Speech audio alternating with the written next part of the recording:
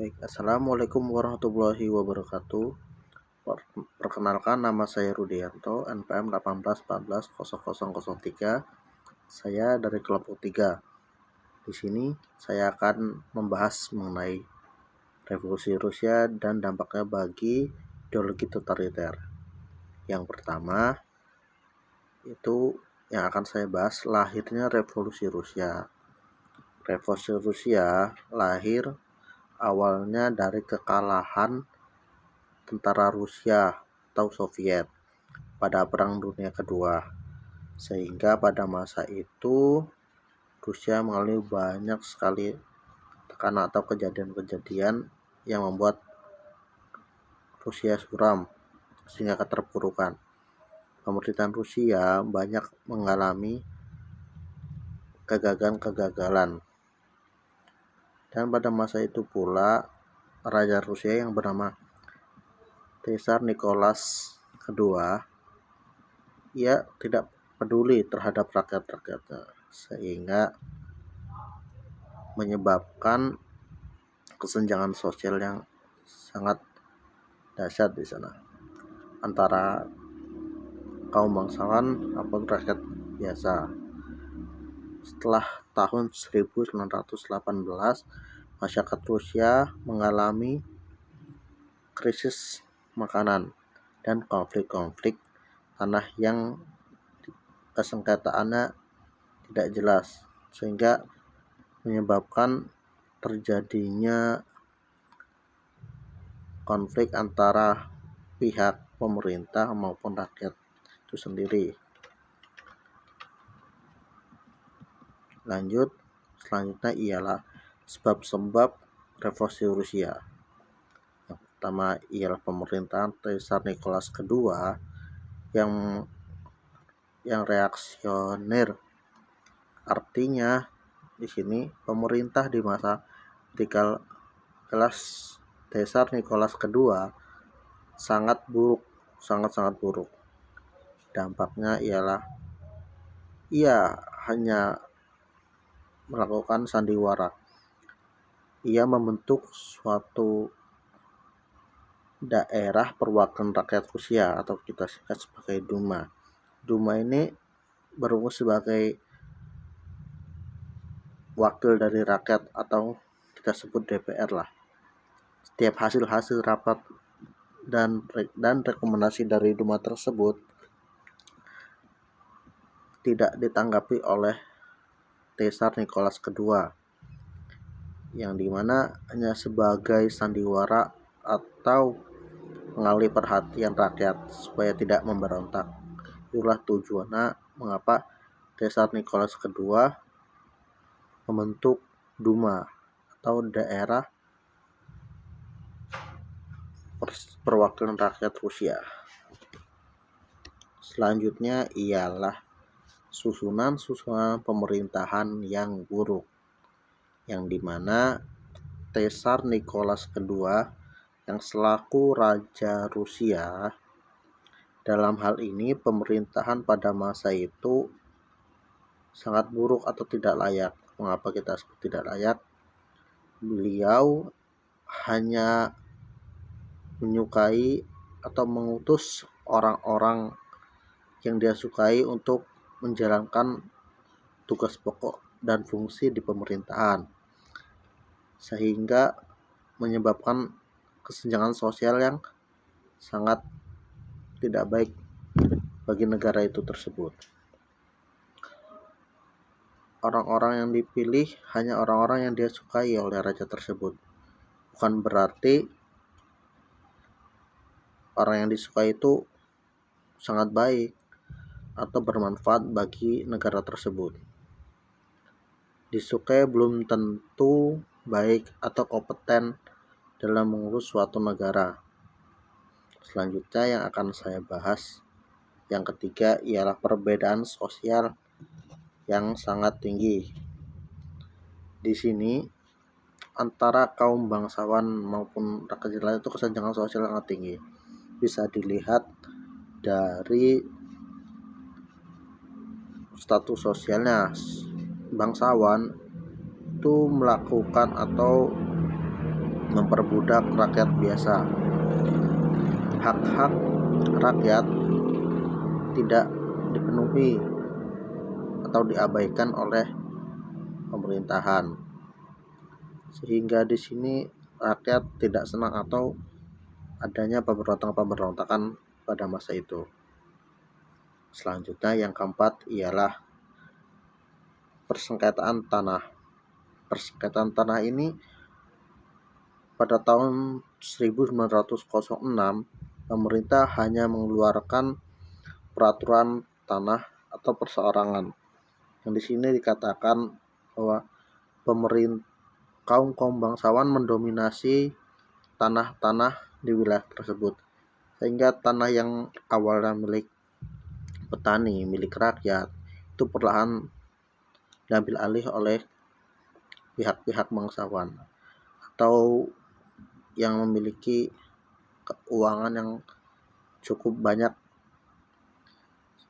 Para petani mulai tergerus, sehingga hak-hak tanah milik petani direbut. Oleh karena itu, petani melakukan pemberontakan atau perlawanan untuk mengambil tanah-tanahnya. Itulah yang keempat. Selanjutnya yang kelima, adanya aliran yang sangat menentang pemerintahan Kaisar Nicholas II. Yang pertama ialah kaum liberal, yang dimana di sini mereka menginginkan pemerintahan Rusia demokratis, yang artinya mereka menginginkan kerajaan, tapi berdasarkan perundang-undangan atau memiliki peraturan undang-undang. Yang kedua ialah kaum Bolsheviks atau radikal, yang di sini mereka perlahan namun pasti membentuk suatu partai komunis atau yang mereka sebut aliran komunis. Yang keenam ialah kekalahan perang. Yang dimana pada kekalahan perang ini dimulai pada Perang Dunia Pertama atau Perang Dingin. Pemerintah Rusia ingin mengikuti perang tersebut, namun rakyatnya tidak setuju. Namun pemerintah Rusia memaksakan.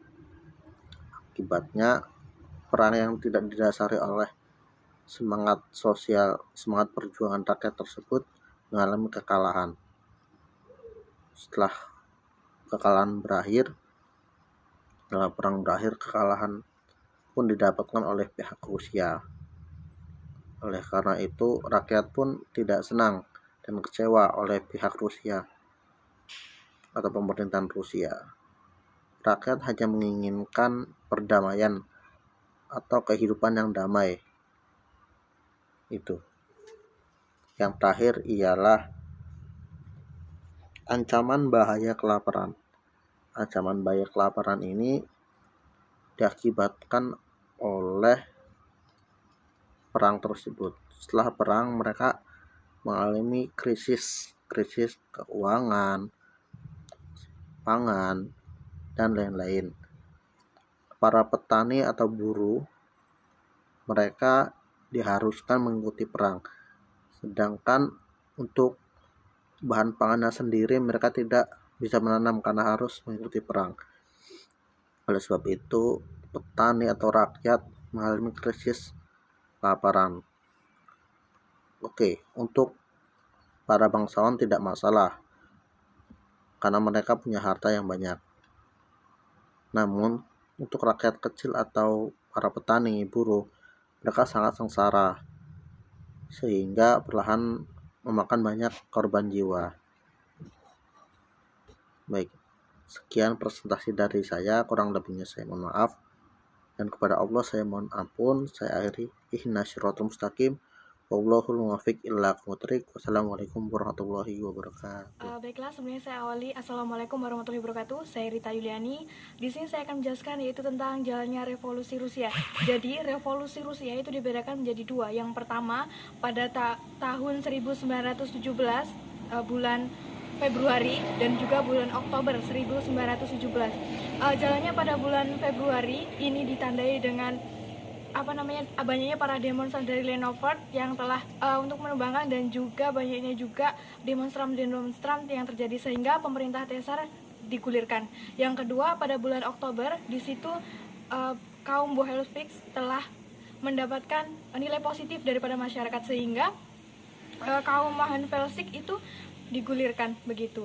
Terus selanjutnya itu adanya akibat ataupun dampak dari revolusi Rusia. Yang pertama, mobilisasinya sangat baik dan juga pemerintah Nicholas II itu telah dihapuskan. Nah, itu penjelasan dari saya, kurang dan lebihnya saya mohon maaf, dan selanjutnya itu akan dijelaskan oleh Ratna Pratiwi. Assalamualaikum warahmatullahi wabarakatuh.